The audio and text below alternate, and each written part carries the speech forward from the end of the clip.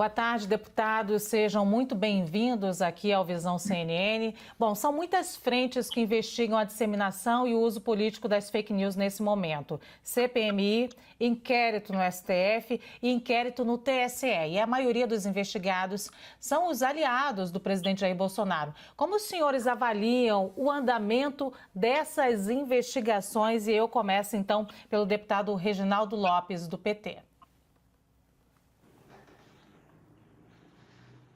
Boa tarde, Luciana. Boa tarde, Evandro. Boa tarde a todos os telespectadores que nos assistem pela CNN.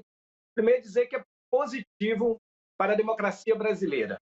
Nós precisamos separar o que é liberdade de expressão do que é fake news, notícias falsas, e também aquilo que é desinformação para atingir a honra das pessoas.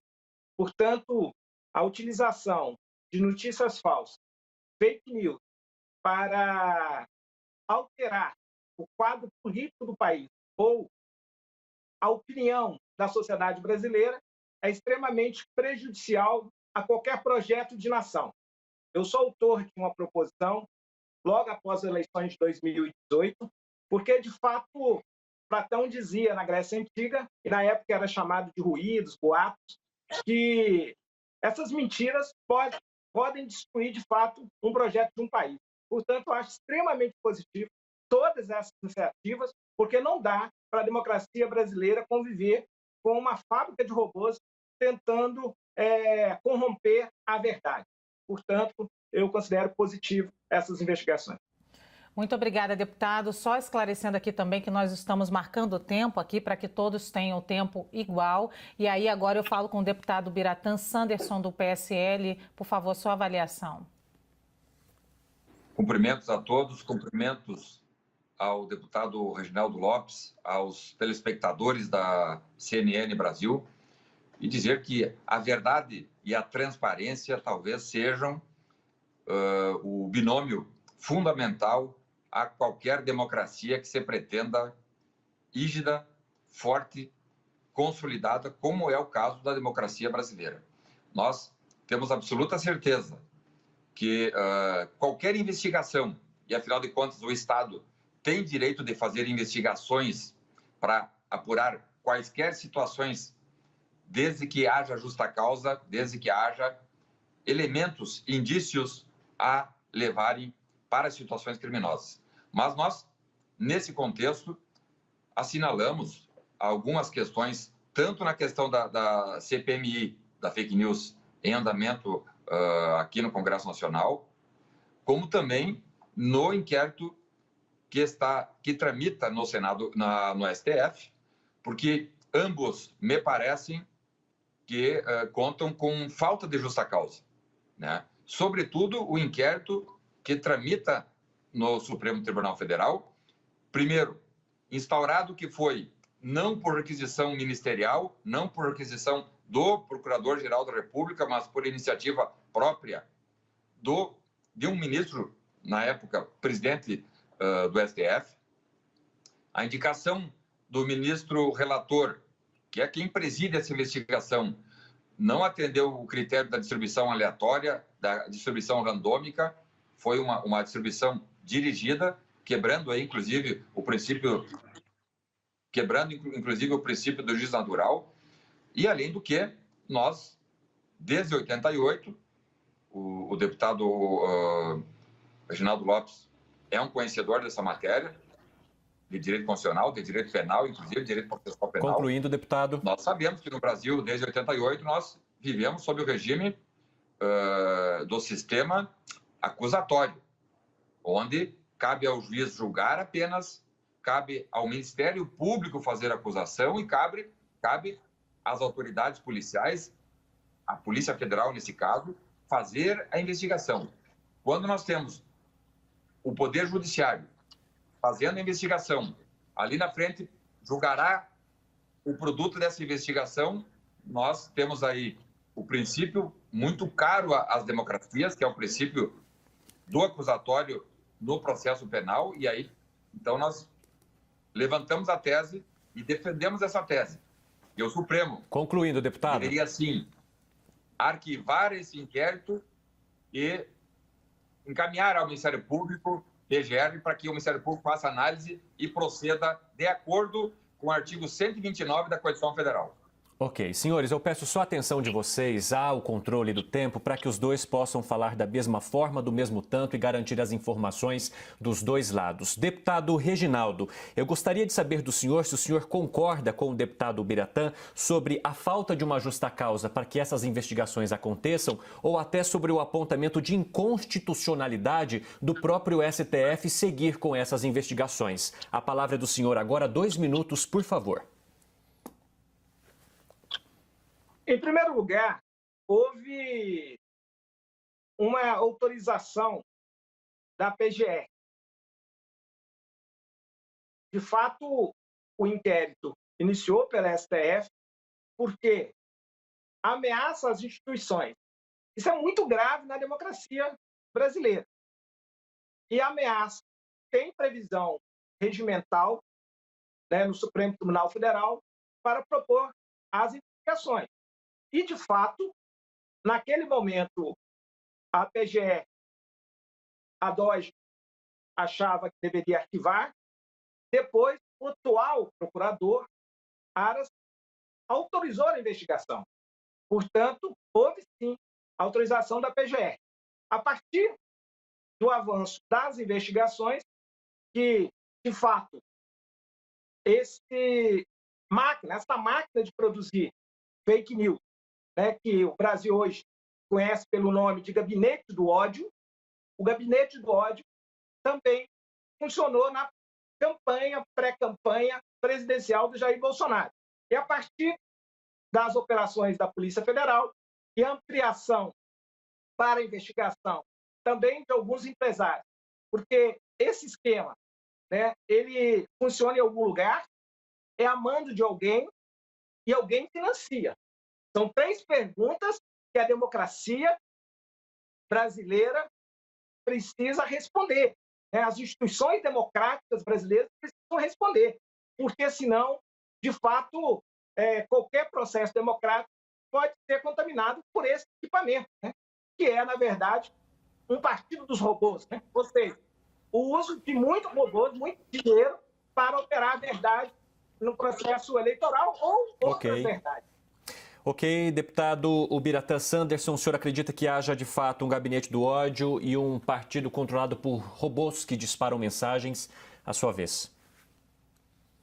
Senhores, vejam, a própria narrativa ou a própria indicação nominando o chamado gabinete do ódio já é por si só uma fake news, né? Porque não há qualquer concretude nessa narrativa ou nessa versão, né? Há, sim, até falações irresponsáveis, levianas, inclusive, de diversos atores políticos, atores que não poderiam estar falando sem justa causa. Aquilo que eu falei lá anteriormente, justa causa. No direito, no processo criminal, sempre tem que haver justa causa.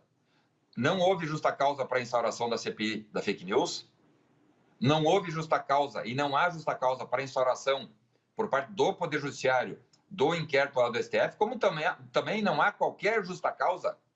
São narrativas absurdas, dando conta da existência de um gabinete do ódio que até agora não passaram de ilações. Nós precisamos comprovar. E se essas comprovações não vierem, não ocorrerem, nós teremos sim uma grande fake news, uma injustiça social sendo cometida por alguém que obteve 57 milhões de votos de brasileiros que acreditaram na sua decência e na sua honradez e tiveram, tanto quanto naquele episódio lá da Marielle Franco, quando vários atores políticos, inclusive deputados federais da oposição, foram à tribuna aqui na Câmara Federal, foram às mídias dizer não, a família Bolsonaro está envolvida no homicídio de Marielle Franco. E hoje nós vimos que isso aí é, sim, uma infeliz, desgraçada fake news, porque a Polícia Civil do Rio de Janeiro hoje concluiu que não há qualquer... Isso é um inquérito policial, que foi instaurado por determinação do Ministério Público, conduzida pela Polícia Judiciária, sob a fiscalização do Poder Judiciário, e a Polícia Civil do Rio disse, não há qualquer participação da família Bolsonaro no evento morte de Marielle Franco. Ou seja, uma tremenda fake news. Concluindo. Que foi colocada com desgaste político, com interesses econômicos, inclusive, me parece. Por isso eu digo, precisamos retirar desse processo interesses outros que não sejam interesses da sua excelência, o povo brasileiro. Bom, quero lembrar aqui aos deputados, mas especialmente ao nosso telespectador, que daqui a pouco nós teremos uma entrevista com a ex-ministra Marina Silva, ex-candidata à presidência, e vamos falar também sobre esse inquérito que tramita no Supremo hoje. Já começa agora, inclusive, essa sessão. E aí eu quero falar com os senhores deputados, quero lembrar, acho que ambos já admitem que existe a fake news, isso é fato. Quero lembrar que ela não atinge também só parlamentares ou só personalidades, mas também o povo, sem recursos. Então, eu lhes pergunto, o que podemos fazer para acabar com a fake news? Quem deve ser punido? A gente precisa de punição com mais rigor? E agora eu começo com o deputado Biratã Sanderson, do PSL, por favor. Perfeito. Nós precisamos, sim, ter legislação rigorosa para enfrentar todo tipo de crime. Hoje nós presenciamos mais uma operação da Polícia Federal, onde um secretário adjunto de saúde foi flagrado na sua casa com 750 mil reais em dinheiro vivo.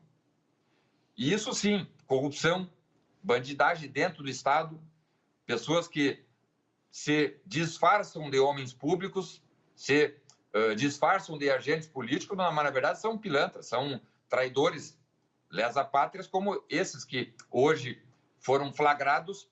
E aí não me venham dizer que não, claro que será objeto de investigação.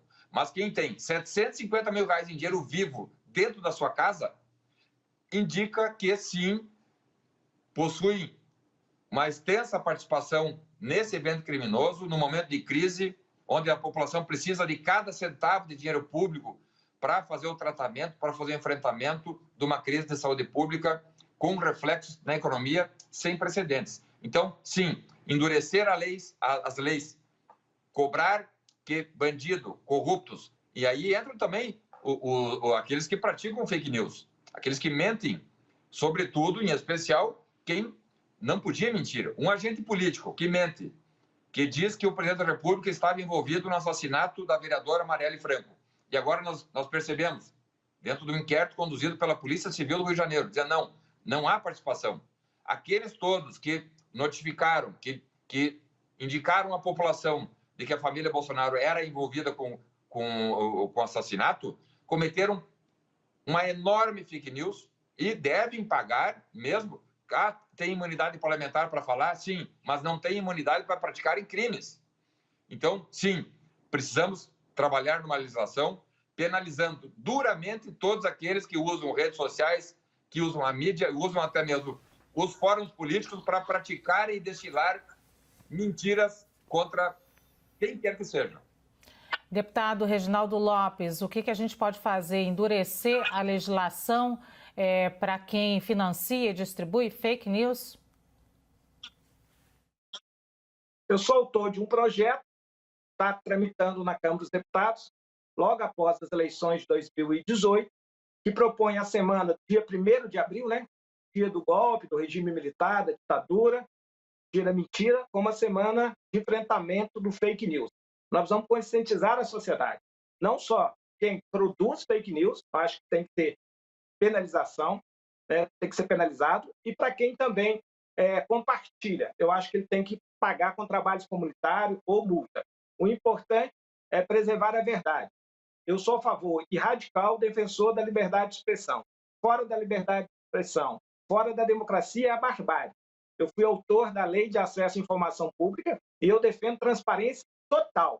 Inclusive, Sanderson, eu sou autor de um projeto para acabar com o dinheiro em papel moeda. Nós precisamos da transparência das relações financeiras. Em século XXI, não precisa de papel moeda, e ele é a base da sonegação, da lavagem de dinheiro, de corrupção, de sequestro, né? De várias outras questões. Portanto, é possível, sim, a partir de uma legislação moderna do século XXI, enfrentar. O que está em jogo é a democracia brasileira. E nós não podemos aceitar, e eu vou dar aqui um fake news produzido pelo presidente Jair Bolsonaro, foi um vídeo que ele publicou aqui do estado de Minas Gerais, do Ceasa, falando que tinha desabastecimento. Uma coisa é ele ser contra as medidas de isolamento social, que é errado.